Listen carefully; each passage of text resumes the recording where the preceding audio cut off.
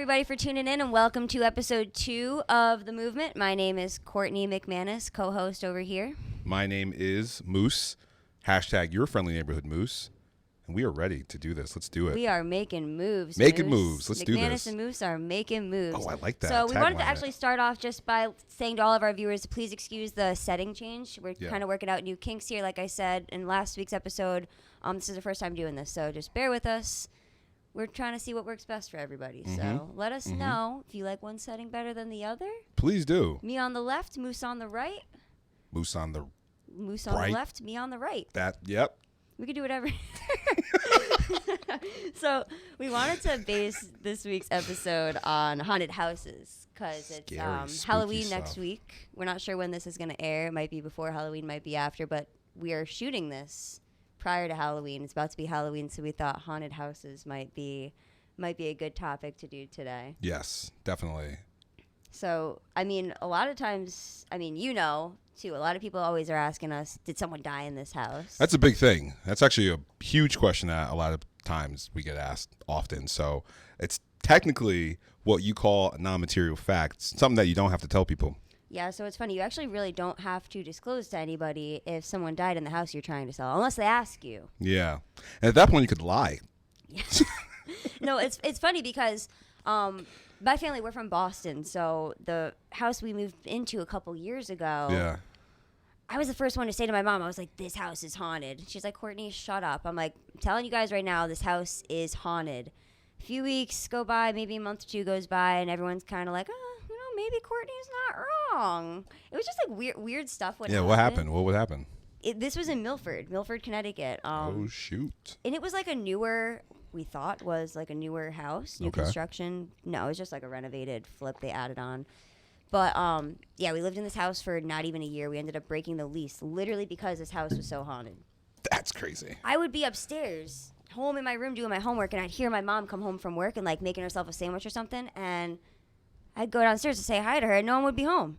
That's terrifying. So it was never like I felt like in danger, but it was just like it was driving us all nuts, and it would happen all the time. I remember my friend Kate came over one day, and I had told her, I was like, I'm going to be taking a shower at the house. Like, I'm home alone. Just, like, let yourself in. Mm-hmm.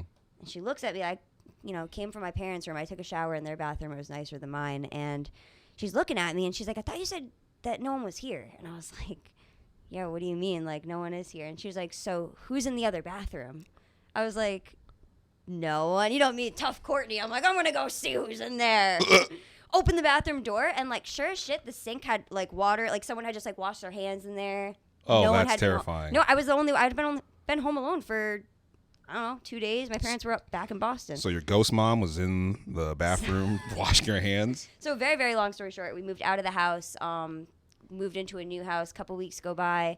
My mom's friends came by, and like I said, we're not from Connecticut. We're from Boston. So she had said to them, they were like, why did you move out of that house so fast? And she was like, I'm telling you guys, that house was haunted, believe it or not. And they're like, well, you know what happened there, right? And she's like, no. And they're like, there was a murder and attempted suicide there. What back in the 30s. Funk Master this Flex? This guy hammered his wife to death in our house and then tried to kill himself. Riddle me that, okay? Nobody disclosed that shit to us when we moved into that house. That is fucking terrifying. But we also didn't ask, so lesson learned. Oh my Lesson learned. Ask if anybody died in the house. Oh, man. Yeah. I can only imagine. I mean, you were lucky enough to have a ghost mom come and make you a sandwich. Mysteriously.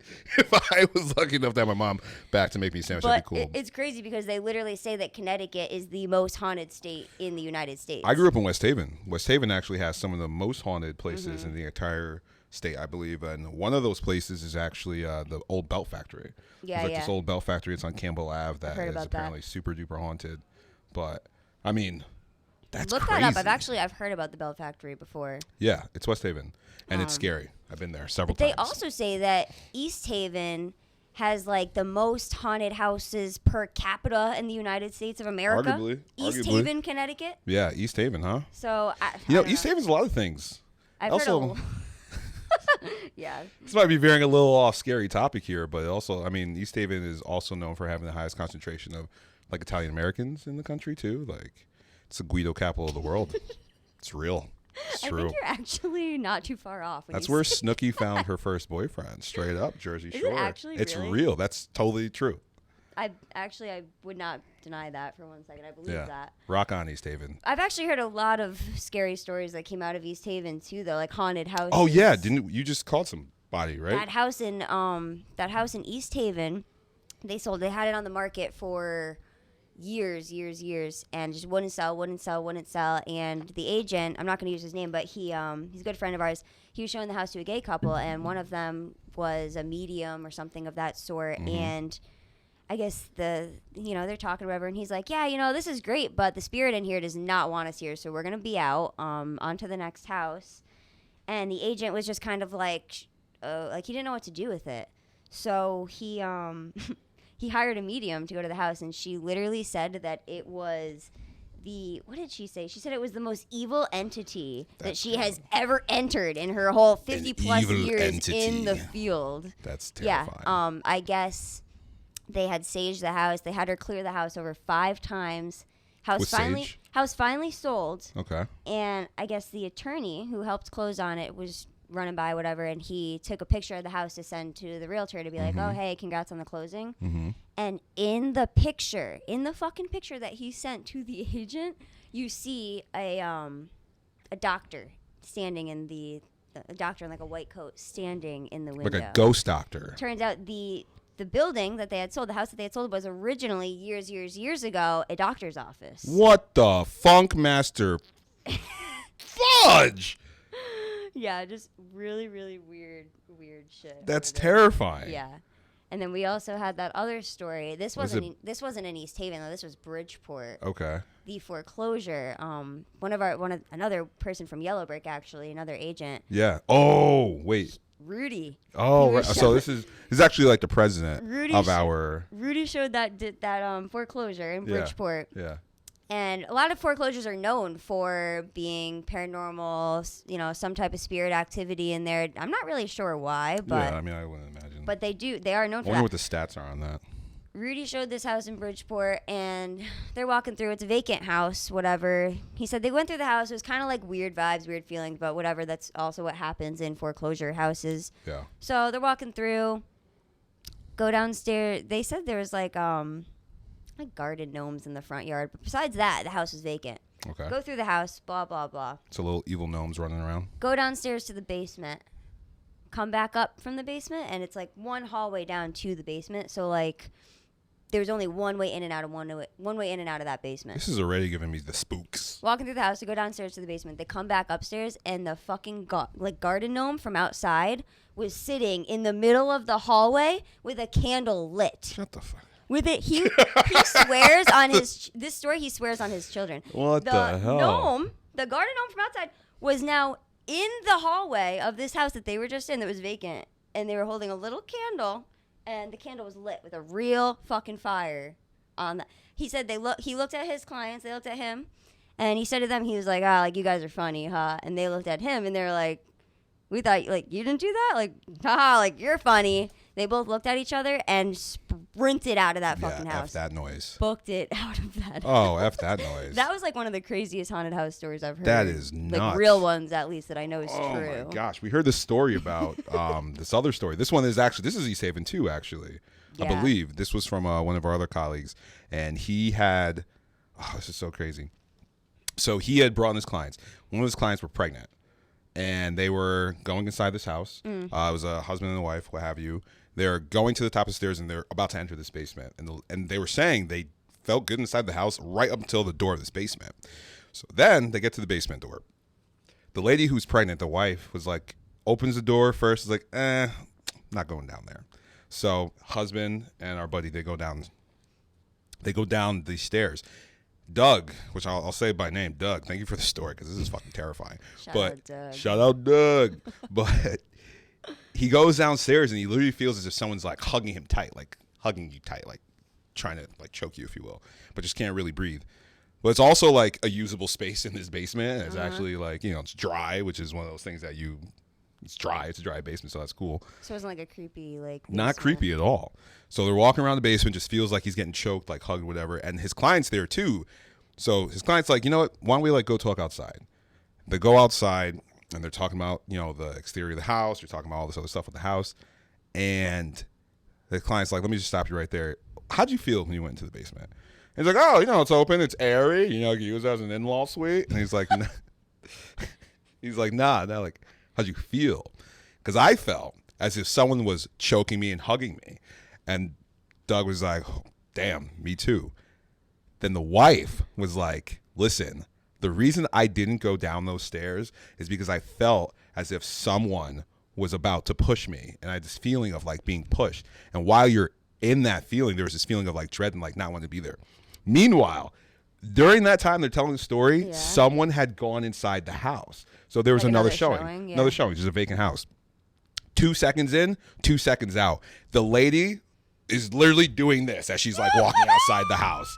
Stop. Terrifying. I don't even know what I'd be able to do. I personally, I'd burn that bitch down. I did not know that East Haven was that haunted. I really didn't. Yeah. I've heard about like The Conjuring and like. Where is The Conjuring? The Dark Manor. That was like that also. Oh yeah, actually, I had a buddy in college, fraternity brother, Eric Oberg. Shout out to AO. Yeah, your friend. Your friend lived like across the street. Yeah, he lived across the street from the haunting in Connecticut. Yeah. That's insane. That's terrifying. You say you personally didn't see anything crazy, but like crazy. Yeah, they used to like. I never understood like with like the scary haunted movies and everything like that. Like, why didn't you just get out of the house? Get out of the house. Why didn't you just like move out? I don't know. There's actually another fun, scary story that I have. I was having an open house. Yeah. And then this lady came and she was like, I'm working with 7 different agents. That's kind of scary, too. Yeah, it was terrifying. I didn't know what to do. I think we're running out of time for this episode, but I feel like now that we're talking about it, we have so many. There's lots of scary stuff. Can we just keep it rolling? Maybe we just keep it going. There's lots. We'll get the good houses. parts and the bad parts, and then we'll just chop that shit up. There's lots of haunted houses in Connecticut, actually. Yeah. What was the other one? Who else was telling you a story? Well, there was that other one in East Haven again, where it hadn't sold. It's at that house. This house is actually still on the market to this day. Jesus. And the agent just wanted to go see it because he had heard that it was haunted, and he was just like, let me go check it out, right? He said he walked in the house, and the second he walked through the door, he puked his fucking brains out. That's insane. He said he couldn't not throw up. So I thought that was pretty crazy, too. I'll tell you this. Us as paranormal. agents sometimes do these things called drinking. Sometimes. Sure he just wasn't just completely shot from the night before? I mean, listen, this is just what he brought his kids, though, too, right? He brought his kids the next day because he was like, this is so crazy. And he said that his kids were also like they're into that stuff. About to throw up. Yeah. Or not into throwing up, but they're into scary stuff. They could be. You never know. That's good stuff, though. No, scary stories. Listen, if you guys have any scary stories that you have you want to share with us. I'm super into ghost stories. You are like full on into this. Super into it. Can I be perfectly honest with this, too? I'm just going to say this out loud. I'm terrified of terrifying stuff. So when you brought this idea up, I'm like, we have to do ghost stories. There's no ifs, ands, or buts about it. So scared. So, yeah, if anybody has any better ghost stories than what we're telling now, we'd love to hear them, and we'd be happy to share them in the next few episodes. I think we got to wrap up now. But thanks, everybody, so much for tuning in. It's been real. And yeah, I think that's it, right? Yeah, till the next time. Comment, share, subscribe. That's a big thing. We want you to subscribe to this stuff. And by stuff, I mean shit. Subscribe to this shit. Let's start making moves, guys. Yeah, hashtag. And we're cut.